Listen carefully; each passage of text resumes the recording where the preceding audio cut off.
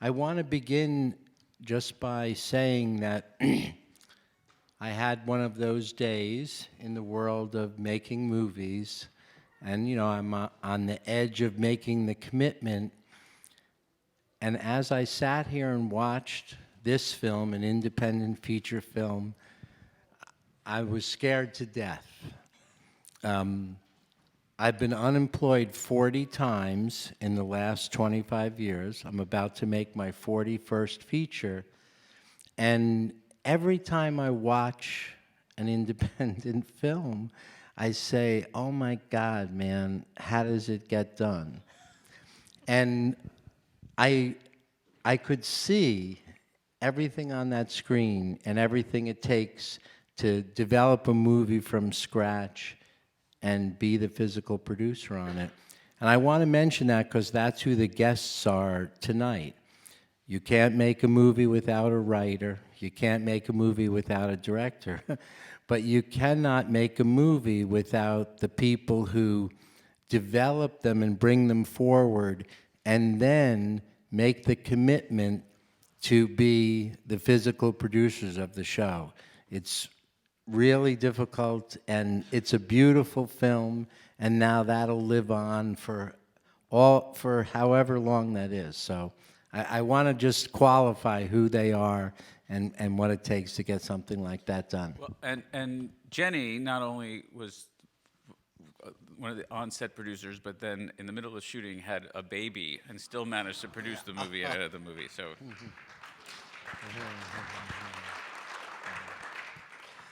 Well, I'm going to begin just by asking each of you, when did you become involved in the production of this show?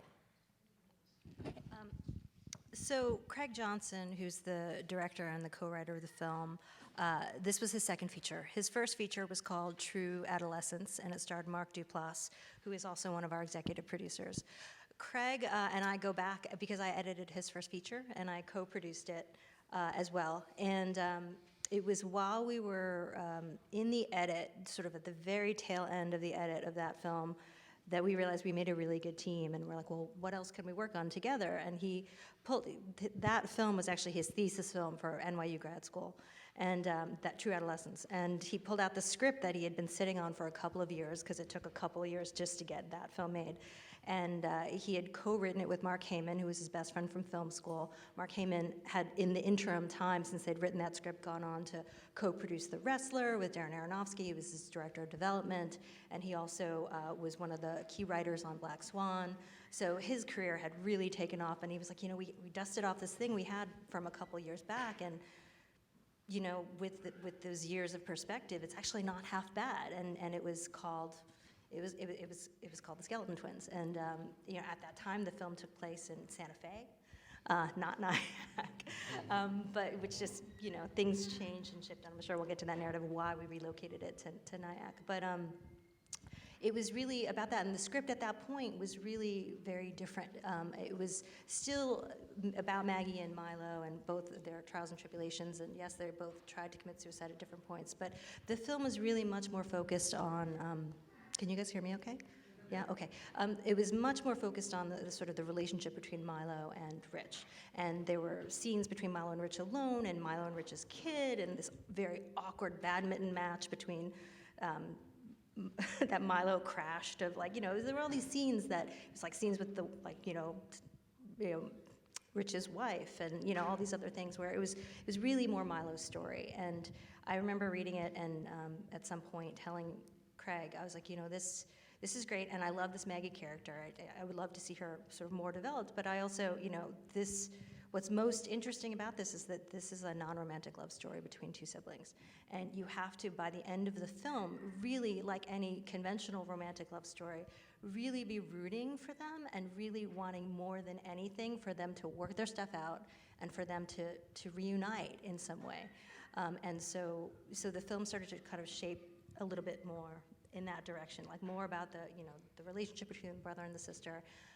You know, I do have to say, being the only female member of the core creative team at the time, the fact that Maggie had this like struggle with getting pregnant and wasn't sure if, you know, her whole thing, you know, that whole question of pregnancy, that was there in part because that was something that I was going through in my own life. You know, not any of this whole birth control. I'm not, but just this question of being in your mid-30s as a woman and just being like, is this what I do next? I'm not sure, you know, how this feels. Sorry? Oh, and whether that's the right thing to do.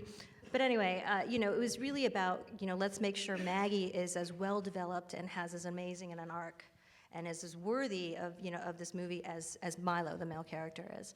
And so it began to shape and change. And it really, you know, through the interim drafts, you know, became pretty close to the shooting script that you actually ended up seeing here. Along the way, we did end up relocating it to the Hudson Valley, in part because we attached Bill Hader very kind of early on, and he was attached to it for a couple of years. So I started working on the script with Mark and with Craig in around 2008, 2009. And you know, you talk about this incredible commitment and indie film, and every time you see one, like, God, like, what does it take to get it made? And it's a roller coaster. Like it just, you know, the money came together, it fell apart, it came together, it fell apart, you know. We had another actress, it fell apart, you know. It's so those things, I mean, it's very much a classic sort of indie narrative film. Are you saying that you first got involved with the picture in 2009? Yeah. Oh, wow, okay. Yeah. And Jared, how about you? My journey is much shorter. I think I got a call like 6 weeks before they wanted us to go into pre-production. They were looking for a local producer who would know how to figure out how to get this thing done, which I didn't have a clue. But I told them that, and I just felt like the team was so strong and collaborative. I remember my first meeting with Jenny and Craig was at the Donut Factory on 23rd Street. Yeah, donut plant. Which I actually think I don't think any of us had any donuts, did we? Oh, she had a donut. And I just thought these people were great, and I was like, I don't have a clue how to make your movie, but I really like you guys, and I feel like if we put our heads together, we'll figure it out. And we did. And what was that timeline just for the production? So the film started appearing in theaters when, like in December? September 19th. Oh, September. Okay, in September. It was really quick because we originally were supposed to go into pre-production around Halloween. Yeah, Halloween of 2013, 12. Yeah, 2012. It was only supposed to be 4 weeks of pre-production, and then Hurricane Sandy hit, so we lost an entire week of pre-production, which is really devastating. So we prepped the movie really in 3 weeks, and then because of Bill's schedule, we had to shoot the movie between Thanksgiving and Christmas, and because of Bill's schedule, we were shooting both a mix of 6 days a week and then 5 days a week, so that we would be done by Christmas, and then the movie went to Sundance in January 2014. Yeah. Right, and then it just came out this past September. So pretty quick. 14 months, 15 months. And, you know, Bill Hader and Kristen Wiig now, I worked with them years ago on Adventureland. Of course, I know them through SNL. Were they in this picture like you'd landed two movie stars? Is that how it was? Or were they two individuals who had committed to the picture and to the director a long time ago? Are you asking if they were sort of a package deal? Well, no, not that they were a package, but were you inheriting two, you know, real recognizable talent Kristen. for the show? Yeah, I mean, Kristen was a big star. The genesis was really Bill had been attached for years, and became at Jenny's wedding was the meeting with Bill. So she had to like run out of her wedding reception and go meet Bill and Craig to talk about the movie. And then there was another actress attached, and then maybe 3 months before we were supposed to go into pre-production, she got pregnant, and so then it was a matter of finding another actress, and then Kristen came on, and Kristen and Bill obviously have a long-standing rapport, but she was definitely already a movie star. Bridesmaids had come out and made, I don't know, $200 million. So so people knew who she was, and then we just did it. It was great though. There were no trailers. There was not when we were shooting. All the actors, everybody was low key, and I remember early into the shoot. So in between scenes, the actors needed to go decompress somewhere. So we used a house next to the house that's in the movie. The family had like a third story of the house, and that first day we finished shooting there, it was like 7 o'clock at night, and the family was cooking dinner, and they had like two or three kids, and Luke Wilson came down from the third story, and the family like, oh, Luke, we're having spaghetti for dinner. Do you want to stay? And he was like, yeah, sure. And so he had like a 2-hour dinner with them. So that was the sort of movie it was. It was great. And how did you ultimately? I was surprised actually when I was looking at the credits that it said New York City and Nyack. It felt like the whole movie was shot in this area. Were you in the city on the stage? Well, the house is actually in Ditmas Park in Brooklyn, which is, I can't tell you how many movies I've made where like there's a unit that takes place outside of New York, and then you go shoot it in Ditmas Park, because Ditmas Park looks sort of like anywhere USA. So we found a house that looks like Ditmas, and then all the everything else was shot up here. And was that intentional in the script? Like it was one of those movies that felt like they weren't naming community, a town. It didn't seem to matter where it was, but I felt it, of course, because I know the area. Was it meant to be located in some particular place? Oh yeah, there's actually a line in the Marley and Me scene where, and it's a little bit low in the way she says it, but she does say, "Nyack's beautiful this time of year." So, and it is. So yeah. We shot all that B-roll with the really beautiful foliage on the Palisade Parkway. And could you talk just a little bit about once you finally locked the picture and now you began did you start by going to the festivals? Yes, absolutely. Can you talk just a little bit about how that went? You finally complete it, you think you have a nice picture, and now you start to what? You hire a PR firm to take you out to the festival, and we had a lot of people who were very, distributors who were interested in kind of checking it out, and we had it on total lockdown. We wanted everybody to see it in the room because you want people to see it with a live audience. You want people to experience other people laughing, and it really killed at our first screening. Like, it really laughed a lot. Bill was so nervous. He had seen like a much earlier cut. Like, he was there with his wife, and he couldn't sit through the screening. And his wife like texted him during the screening. She's like, "The movie's totally killing. Everybody's dying." And he's like, "What?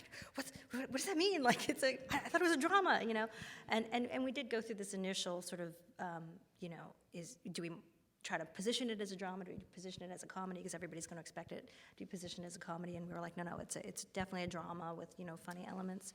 And it was the classic, the whole classic Sundance narrative is that, when you bring a film to Sundance, you're kind of betting on winning the lottery. It's kind of really, when you're an independent film, it's really crazy and risky, and you sort of put all your monies on like one pony, and you're like, okay, we're gonna go to Sundance and hope to God that the like high altitude gets the distributors a little crazy and gets them in some kind of bidding war, and that you're gonna have that up to 3 a.m., the lawyers hashing out the deal and people trying to outbid each other, and so luckily, Lionsgate and Sony and Roadside stepped in together, and it ended up being the biggest acquisition of the festival.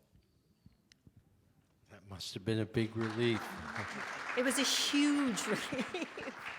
Hey, I'm just going to stay on the timeline that Matthew mentions to me.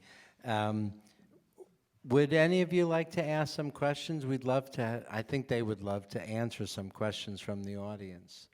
So the question is, it originally was set in New Mexico, and we relocated to Nyack. Mark Heyman, who's our co-writer, grew up in Santa Fe, and both of them really wanted a very specific regional flavor and a feel. And the film is called The Skeleton Twins, and it was, for a very long time, way before I got involved in it. And there was, because it was set in the Southwest, there was a real Dia de los Muertos vibe to it that made a lot of sense. And there was this whole set piece that there's something there, there's some kind of like cultural ritual called like the burning of Zozobra, where you like burn this figure in effigy to represent like, you know, all the bad feelings of the past year. And it was a huge scene, and it ended up being, when we realized we had to relocate to New York because of Bill's schedule, because he did it on his last season while he was actually shooting SNL, as Jared mentioned. So we relocated it to New York and realized that we wanted there to be, we even looked at Tarrytown, we wanted there to be like maybe this vibe of let's set it around Halloween, because that's also when we were shooting it, but that's also what got written into the script. And so this whole like very specific cultural, like Southwestern festival ended up turning into the Halloween night. That's what that sort of turned into. And we tried really hard to shoot at this like jack-o'-lantern, what was it called? Like, not, yes. Yeah. Oh, they chased us away so fast. No. Yeah. No, they were like, sure, you can shoot here. Give us $50,000. So we're like, we'll figure something else. We just went to go scout it, and they were like, no. But yeah. The cemetery scene was shot at the cemetery in Japan.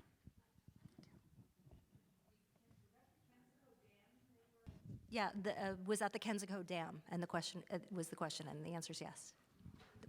Where were the pool scenes? They were like at a facility in East New York in Brooklyn. Which used to be called Starrett City and is now called Spring Creek Towers. Yeah. How do you remember that? Because I grew up in Starrett City. The question is, was Bill involved in the development of the script?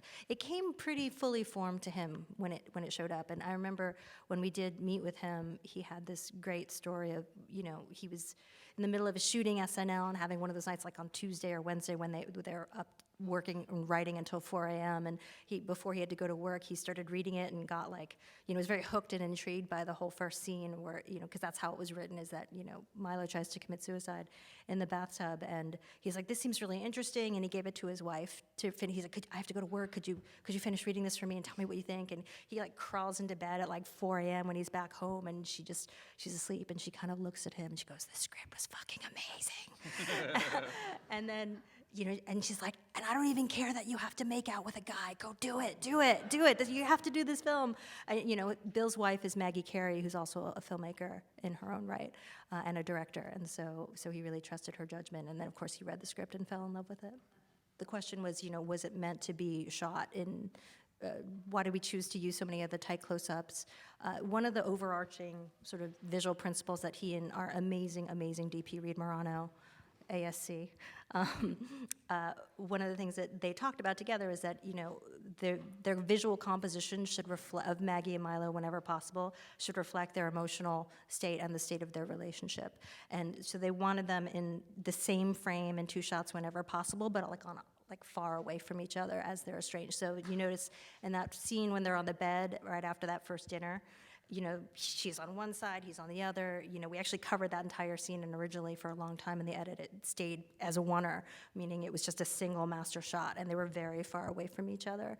And then as they grew closer and closer together, then the idea was to kind of mix it up a little bit and to bring them and their heads closer and closer together and their bodies closer and closer together. But, you know, in the edit room, it's just you pick and choose also, you know, depending on the performance, and then also because of,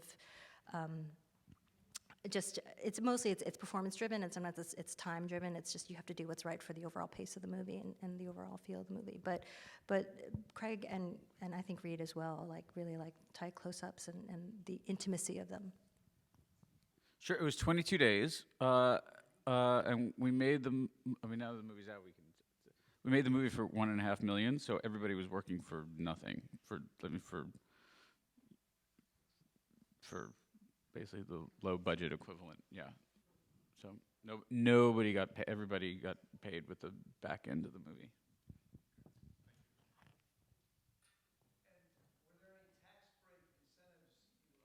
Yeah, it was great. So for shooting in New York, you get up to 30% back on the qualifying expenditures, which are basically on all the craftsmen and the artists who work on the movie. Just not, it doesn't, the actor salaries don't qualify. So but since nobody got paid, so on the $1.5 million, we ended up receiving almost $500,000 in tax relief from the state, which is really what enabled us to go ahead and make the movie. How soon did you get that? When did you get that money back? We have not gotten it back. In fact, yesterday I signed the final Form G, saying the movie's done, and they have all of our final cost reports. So now we should get it, I don't know, in like another 2 or 3 months.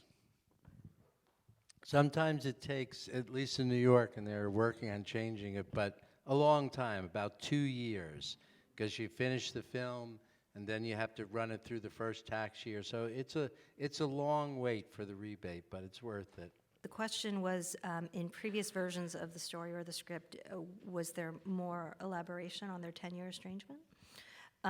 And it's a question that we talked about a lot, and even in the DVD, there's like a deleted scene between between Maggie and the doctor, who she talks with briefly before she goes in and sees Milo in the hospital for the first time. And she mentions it a little bit, and ultimately we decided it was sort of, that scene was slowing things down. While it did fill in more information, we retained just a little piece of that voiceover, because we just figured all you really need to know is they haven't seen each other in over 10 years. And we wanted for, the audience to be able to connect more dots, and how we chose to parcel out this sort of exposition and when it came out. I mean, that's something that we did work on a lot through the edit of the movie, but you get so close to a movie while you're working on it, you just don't know, because you know all the information and you know every frame of the film, and it's like, so at that point, testing and film with a lot of, trusted audience members becomes really important. Like, when were you confused? When were you not confused? Did you really need to know this? Did you only think you needed to know this? And that kind of thing, yeah. Was there ever a potential for the ending to go a different way? You mean where they both die? Oh, The question was there a potential for the ending to go in a different way? In the edit room, Craig and I used to talk about the M. Night Shyamalan version, was that the post-credit sequence would be like their dead bodies being zipped up in body bags. The entire movie was a dream, it was like a flashback. But there is a scene, and this is a question that does come out, and we lost it sort of near the end of the editing, which is there was a scene where Luke and, or rather Lance and Maggie have a final reconciliation scene. And it's not necessarily reconciliation, it's just about her saying, listen, I really need to figure my stuff out. And it was clearly after they came home. They drove home from the pool, and Lance was waiting there on the steps for her. And a lot of people, that's a question that comes up, is like, what happened to Lance? Like, is he gonna be okay? And, Craig and I used to talk about like, oh, well, he got together with the girl from the yogurt shop, because they would have clearly made a great couple, and that was like our sort of story for them. So there was more information sort of filled out a little bit, and ultimately we realized, all people cared about is their relationship and some kind of feeling that they were gonna be okay. I just wanted to ask about the musical number. It's such a showstopper. When I saw the trailers, I said, "Oh, that's probably a nice moment in the film." But it's a really grand moment. They do it A to Z. Was that in the original script? And when that came together, did people recognize, "Oh, this is a really fun piece"? it was originally. Do I? Yeah, Hold On by Wilson Phillips, but then, and even in the script that I got, it was Hold On by Wilson Phillips, but Kristen sings that song in the credits of Bridesmaids, so we couldn't really revisit it. And I remember there was a lot of back and forth between us all about figuring out what would be a good song, and I remember we were scouting. Were you on that scout? I think we were up here. Yeah. And then... No, it was our location manager had put it on, and it worked. It just seemed. Right. And they were playing that when your baby was born. Yeah, the craziest thing is my wife had a baby 11 months ago, and it was after 30 hours. They're pulling the baby out, and the surgeon was playing a classic rock station, and as the baby is being lifted into this world, that song was playing. I have a movie coming out this spring called Adult Beginners with Rose Byrne and Nick Kroll and Bobby Cannavale, and something I'm hoping to shoot next couple of months called Blue Angel with some other big actors. It's based on the Francine Prose novel. It should be pretty fun, and then some other exciting stuff, I hope. I'm currently cutting a web series hosted by Anthony Bourdain. How was the film received in Rockland County? I think Jacob Burns was it? Center. Yeah, was that the Jacob Burns? That's Westchester? It played at the Palisades Center. Oh, the Palisades Center. Yeah, it was here for a couple weeks, I think. Yeah. I think it also played at the theater in New City. It played home. Yes, it did. Because we knew we wanted to have it, and we was like, "Whoa, can we show it?" It's already played there. Glad we could show it. Thank you for coming. But yeah, it played locally. Not for very long, but nothing plays very long. Yes, sir.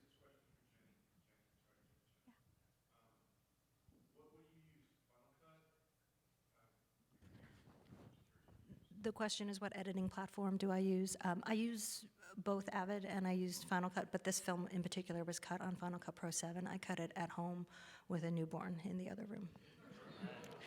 Yeah. Anthony Bourdain, yeah. Yeah, I'm not working on that show. I'm working on something else. That's a great show, yeah.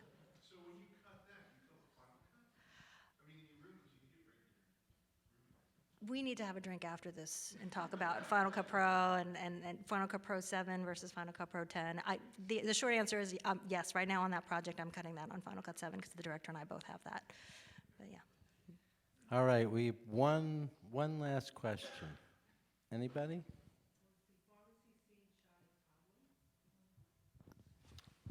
No, that was in Brooklyn, the King's Pharmacy in Williamsburg, I think. Yes, sounds right. Well, the film is beautiful. It really is.